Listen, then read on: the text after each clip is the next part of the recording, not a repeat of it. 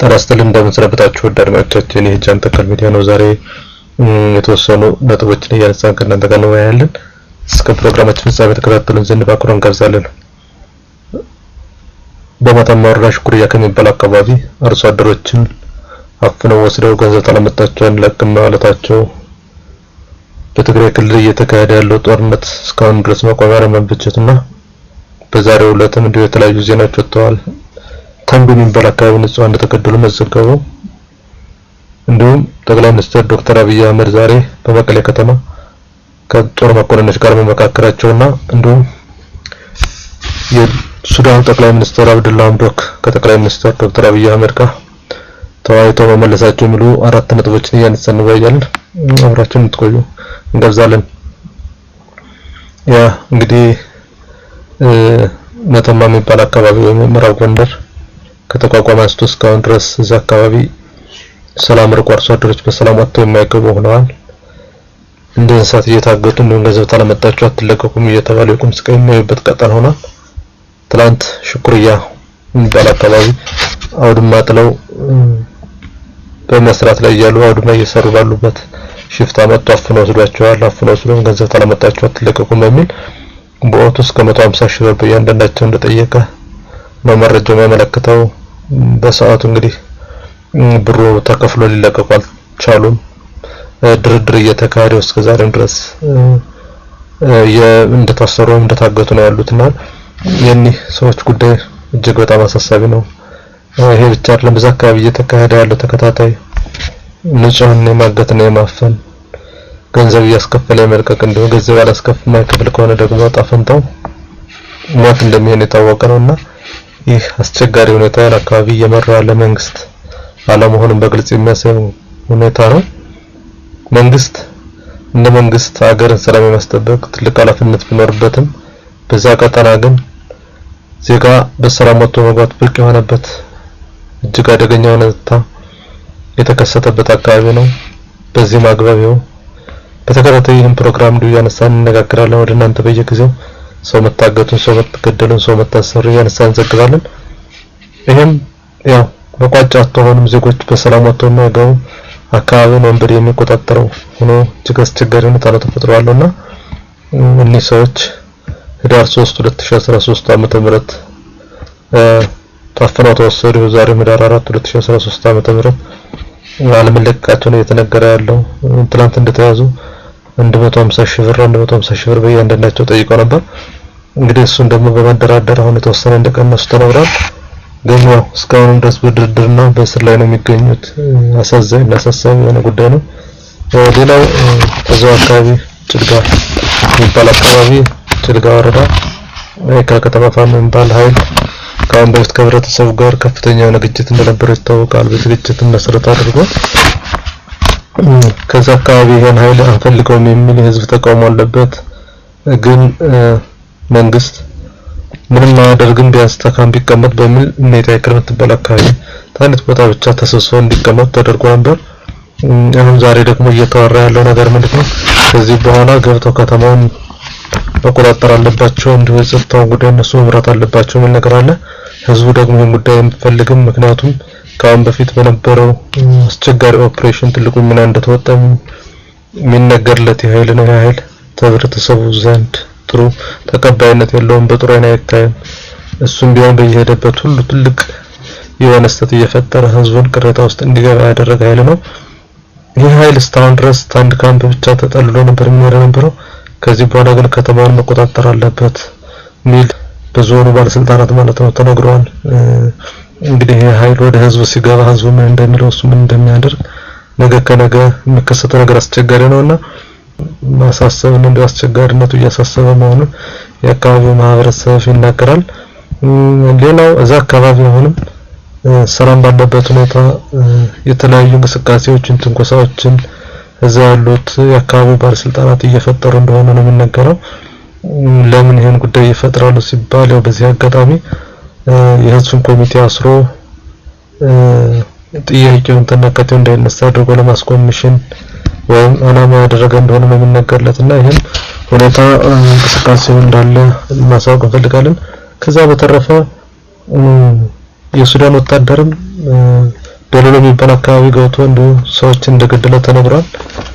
ሰሞኑን በኢትዮጵያ መንግስት ወይም በህወሓት መካከል በተፈጠረው ጦርነት ምክንያት በማድረግ የሱዳን ወታደር የኢትዮጵያን ድንበር ጥሶ እንደገባ ሲነገር ቆይቷል። ይሄ ሁኔታ ብዙ ቢነገርም ግን ከመንግስት ግን እስካሁን ደሰቱት መግለጫ የለም። ዛሬም ደለሎ የሚባል አካባቢ ገብቶ ንጹሃን እንደገደለ ተነግሯል። እና አካባቢው በዚህ ሁኔታ ነው እንደቀጠለ ነው። ሌላው በትግራይ ክልል የተከሰተው ችግር ወራት እያስቆጠረ ነው። እንግዲህ ወራት ሆነና ሁለተኛ ወር እያስቆጠረ ያለበት ሁኔታ ነው። ይህም ሁኔታ በየለቱ ይቆማል ቢባልም ውጊያው ግን እንደቀጠለ ነው የሚነገረው። ዛሬ የተለያዩ ዓለም አቀፍ ሚዲያዎች የዘገቡት ተንቢድ ከሚባል አካባቢ ወደ 20 ንጹሃን ሰዎች መሞታቸው ነው እየተዘገበ ያለው። ንጹሃኖችን እንግዲህ በአየር ወይም በቦምብ ድብደባ እንደተካሄደ ነው የተለያዩ ዓለም አቀፍ ተቋማት እያወገዙና እያወጡ ያሉት። እዛ አካባቢ ያለው ሁኔታ የሚያሳየው እስከ አውሮፕላን ድብደባ ድረስ የደረሰው ትልቅ የሆነ አስቸጋሪ ሁኔታ የተፈጠረ በመሆኑ ይህን ጉዳይ ባጭር እንፈታለን የሚል ኦፕሬሽን ተከፍቷል። ግን ንጹሃን እንደተጠቁና እስካሁን ድረስ ለህግ ይቀርባሉ የተባሉት አካልም አለመቅረባቸውን ነው የምንመለከተው። ከዚህ ጋር በተያያዘ ዛሬ ጠቅላይ ሚኒስትር ዶክተር አብይ አህመድ ከጦር መኮንኖች ጋር መቀሌ ላይ ስብሰባ አካሂደዋል። በስብሰባው ላይ የተፈጸመውን ኦፕሬሽን አድንቀዋል።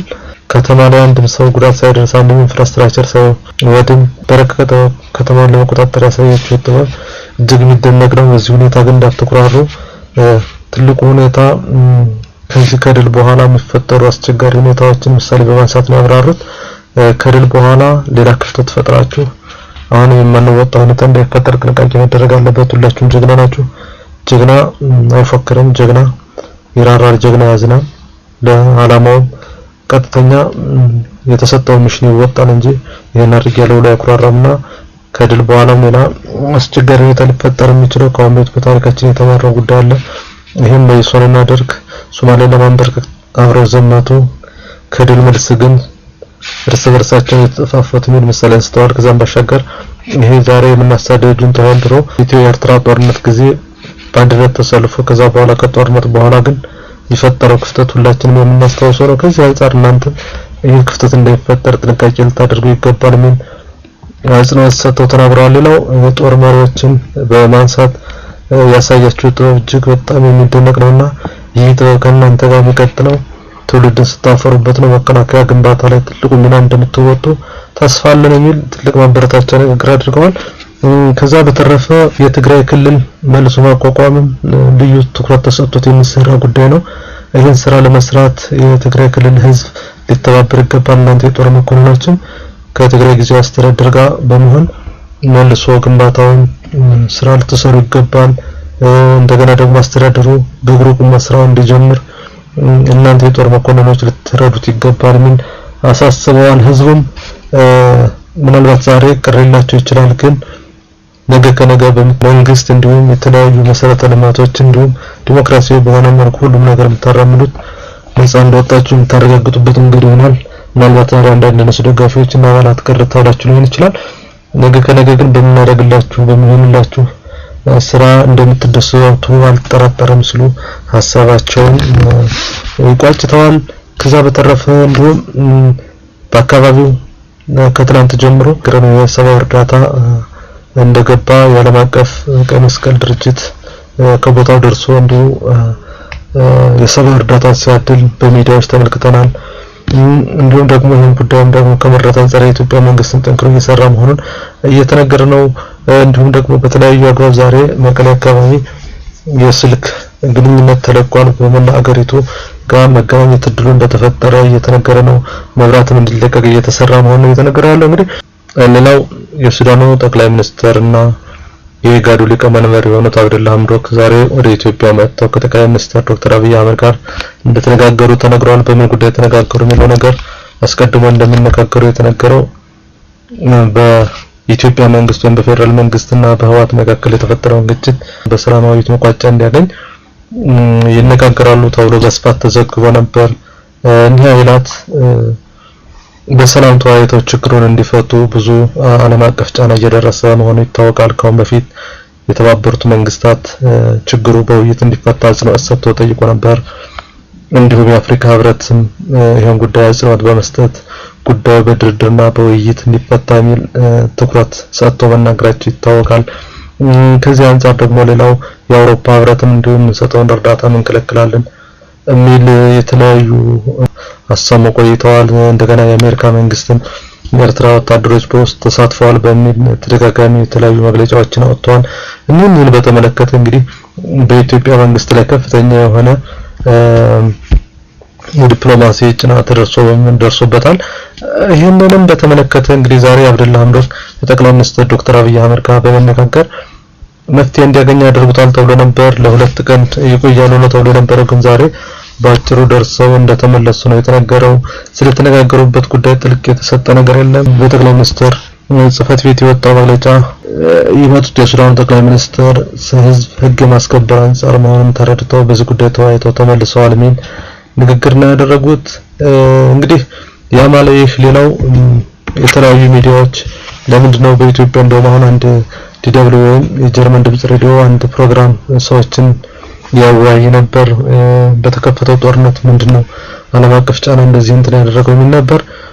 እንዲሁ አምባሳደሮችም ቀርበው ሲናገሩ የነበሩት ነገር የኢትዮጵያ እስካሁን ድረስ ወዳጅ የሚመስሉ ነበሩ ሀገራት ሁሉ ለካ የኢትዮጵያን መረጋጋት የኢትዮጵያ ህግን አስጠብቃ በራሷ ቁመና እንድትራመድ የሚፈልግ የለም። በተለይ የአውሮፓ ሀገራት ያሳዩት ሁኔታ እጅግ በጣም አስገርሞናል የሚል ቅሬታቸውን ያሰሙ ነበር። ማለት እየደረሰ ያለውን የዲፕሎማሲ ጫና መንግስትም ቢሆን ታሰበው በላይ ሆኖበት እንደተቸገረ የምንመለከተው ጉዳይ ነው። ግን ያማለይህ የመከላከያ ኃይላችን መከታተል መከላከያ ኃይላችን ተደፍሯል።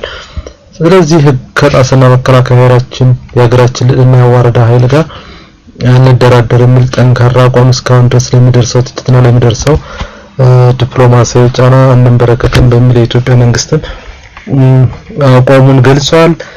ሌላው እንደውም ሰሞኑን አንድ የሰብአዊ እርዳታ ይዘው ወደ ትግራይ ይገባሉ የተባሉ ኃይላት ኬላዎችን ጥሰው እንዳለፉና ተሶስተኛው ኬላ ላይ ግን የኢትዮጵያ መከላከያ ኃይል እንደተኮሰባቸውና ሰዎች እንዲቆሙ እንዳደረጋቸው ተዘግቧል።